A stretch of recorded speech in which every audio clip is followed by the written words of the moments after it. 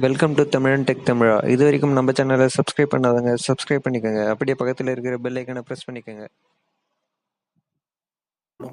இன்றைக்கி நம்ம வீடியோவில் என்ன பார்க்க போகிறோம்னா ICF Chennai integral coach factory. Okay, so இங்கே வந்து இப்போது அப்ரண்டிஸ் எடுக்கிறாங்க, டிப்ளமோ அண்ட் கிராஜுவேட் ஹோல்டர்ஸ் எடுக்கிறாங்க. ஓகே, ஸோ இதுக்கு வந்து நீங்கள் 2016, 17, 18 முடித்த இன்ஜினியரிங் அண்ட் டிப்ளமோ கேண்டிடேட்ஸ் எல்லாருமே அப்ளை பண்ணலாம். ஆன்லைன் அப்ளிகேஷன் மட்டும்தான். ஓகே, ஸோ ஃபஸ்ட்டு வந்து கிராஜுவேட் அப்ரண்டிஸில் ட்ரிபிளியும் மெக்கானிக்கல் 2 போஸ்டிங் தான் எடுக்கிறாங்க, வேறு யாருமே கிடையாது. Triple E and mechanical. Okay, so number of ட்ரைனிங்கில் வந்து ட்ரிபிளியில் 30 பேரும், மெக்கானிக்கலில் 70 பேரும் எடுக்கிறாங்க. மொத்தம் 100 பேர், 100 பேர் எடுக்கிறாங்க. ஓகே, ஸோ மந்த்லி ஸ்டைபண்ட் வந்து நியர்லி 5000 வரையும் தராங்க.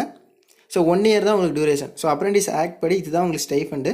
ஸோ முன்னாடிலாம் வந்து 3500 தான் இருந்துச்சு, இப்போ ஒரு 1500 சேர்த்து 5000 கொடுக்குறாங்க. ஸோ இதுக்கு யார் யூஸ்ஃபுல்லாக இருக்கும், யாருக்கு அப்படின்னா, ஸோ நீங்கள் இப்போ தான் படித்து முடிச்சிருக்கீங்க, உங்களுக்கு எந்த ஒரு எக்ஸ்பீரியன்ஸும் இல்லை.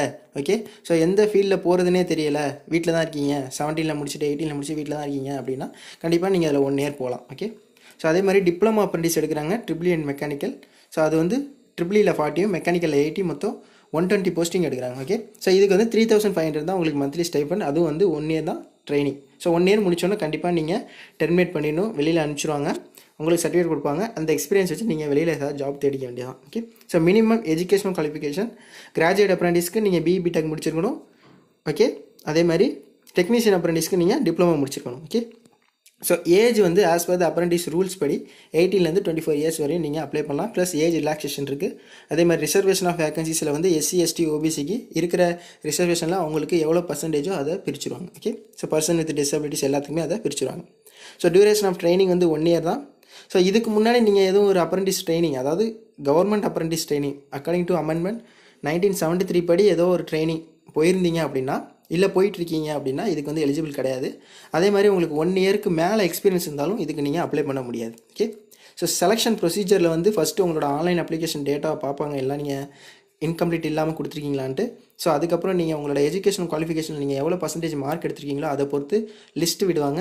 அதுக்கப்புறம் டேரெக்டாக உங்களை சென்னைக்கு ஷார்ட் லிஸ்ட் பண்ணி சர்டிஃபிகேட் வெரிஃபிகேஷனுக்கு கூப்பிடுவாங்க. ஓகே, ஸோ இன்னொன்று ரிஜிஸ்ட்ரேஷன் பண்ணுறதுக்கு நீங்கள் இதுக்கு முன்னாடி வந்து நீங்கள் இந்த நேஷ்னல் வெப் போர்ட்டல், அதாவது www.mhrd.nats.gov.in இதுக்கு முன்னாடி நீங்கள் ரிஜிஸ்டர் பண்ணியிருந்தீங்க அப்படின்னா பிரச்சனை இல்லை. பண்ணலை அப்படின்னா ஃபஸ்ட்டு நீங்கள் அந்த வெப்சைட்டில் போய் நீங்கள் என்ரோல் பண்ணணும்.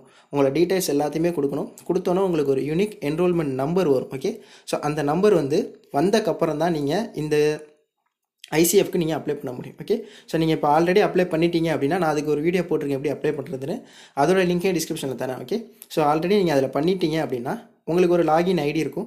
அதுக்குள்ளே வந்துட்டு எக்ஸ்டாப்ளிஷ் ரெக்வஸ்ட் மெனு அப்படின்ட்டு வரும். ஸோ அதில் வந்து ஃபைண்ட் எக்ஸ்டாப்ளிஷில் ஃபஸ்ட்டு உங்களோட ரெஸ்யூம் அப்லோட் பண்ணிடுங்க.